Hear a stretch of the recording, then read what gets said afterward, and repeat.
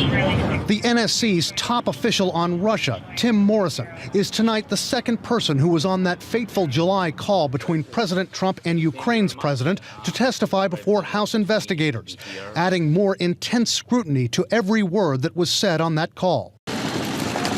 One of Morrison's deputies, Lieutenant Colonel Alexander Vindman, testified Tuesday that there were at least 2 places that he tried to make corrections to the rough transcript of the call. A source familiar with the matter tells CNN. But the changes to the transcript were never made. The president has depicted the transcript as a verbatim record. Word for word, comma for comma.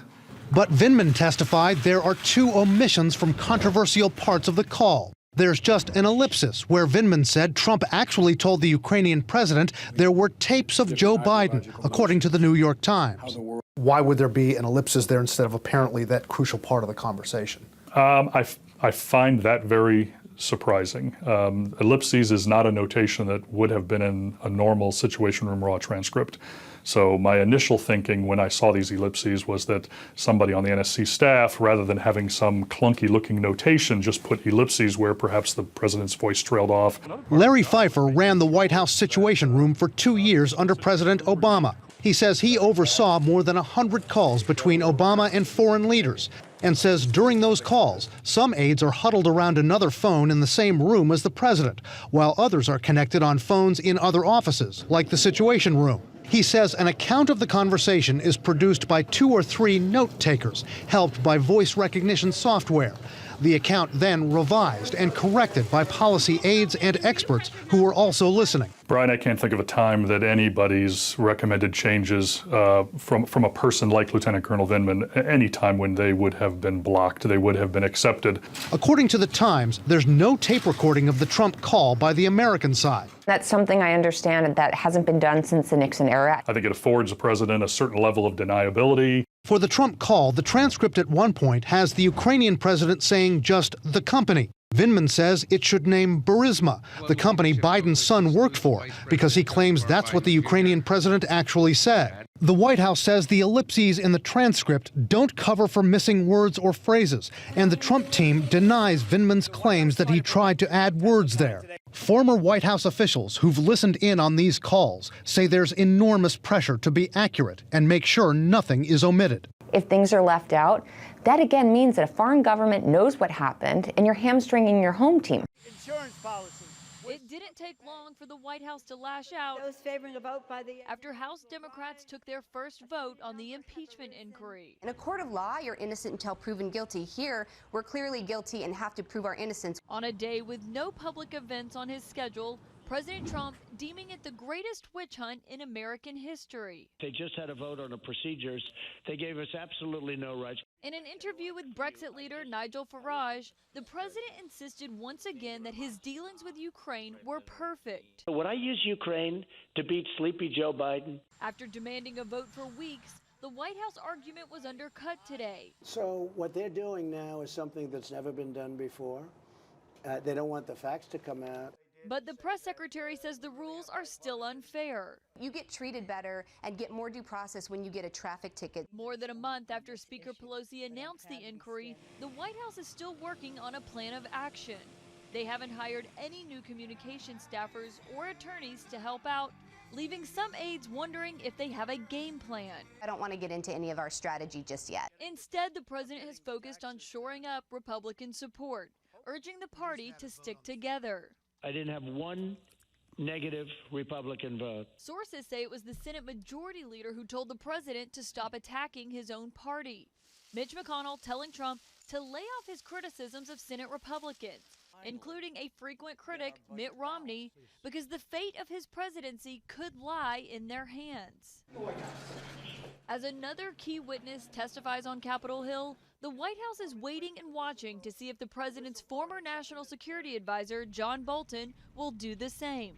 Obviously, you know our position on former White House officials, assistants to the president particularly. Bolton left the White House on bad terms with the president, but his attorney says he won't appear without a subpoena.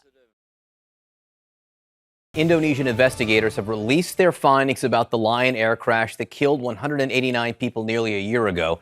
They are blaming design flaws in Boeing's 737 MAX jet and pilot error for the crash. They are outlining some 9 contributing factors for this Lion Air crash. Indonesian crash investigators, they're blaming Boeing, the FAA, and the pilots for this deadly crash. But the start of the problem, though, is Boeing and the FAA. Investigators blamed the design of the plane's flight control system and lapses in FAA's oversight during the whole process, saying, and I'm quoting, during the design and certification of the Boeing 737 MAX, assumptions were made about pilot response to malfunctions, which, even though consistent with current industry guidelines, turned out to be incorrect.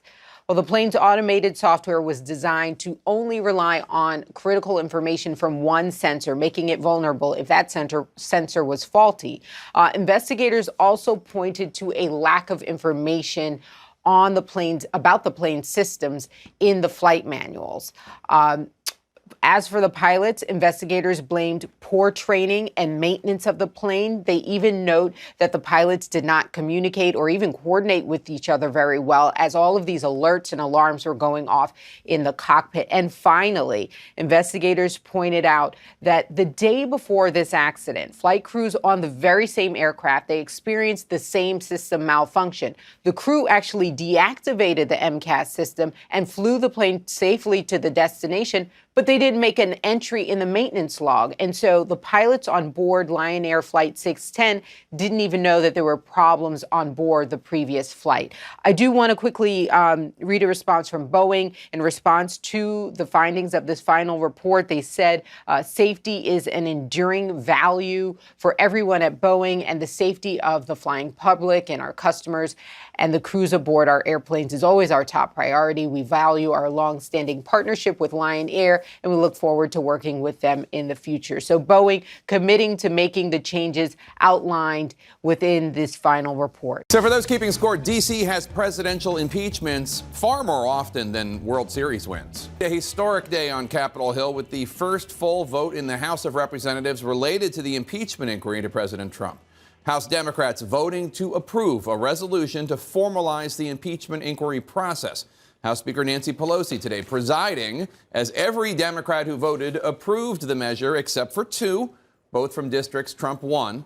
Not a single Republican voted for the resolution, which lays out the process for public hearings, the release of deposition transcripts, and allows Republicans to call witnesses and issue subpoenas if the Democratic chairman of the House Intelligence Committee, Adam Schiff, and Jerry Nadler of Judiciary go along with them. And if not, it does allow for full committee votes. The resolution also says that the House Intelligence Committee will ultimately write a report with its findings and recommendations regarding the potential impeachment of President Trump. CNN's Phil Mattingly kicks off our coverage now from Capitol Hill. On this vote, the yeas are 232. The nays are 196. With that drop of the gavel, the House entering a new phase of its impeachment inquiry, one exceedingly likely, aides say, to end up with the impeachment of President Donald Trump. Democrats today holding the first official vote on the matter, a resolution to establish official procedures for that process. The vote almost entirely along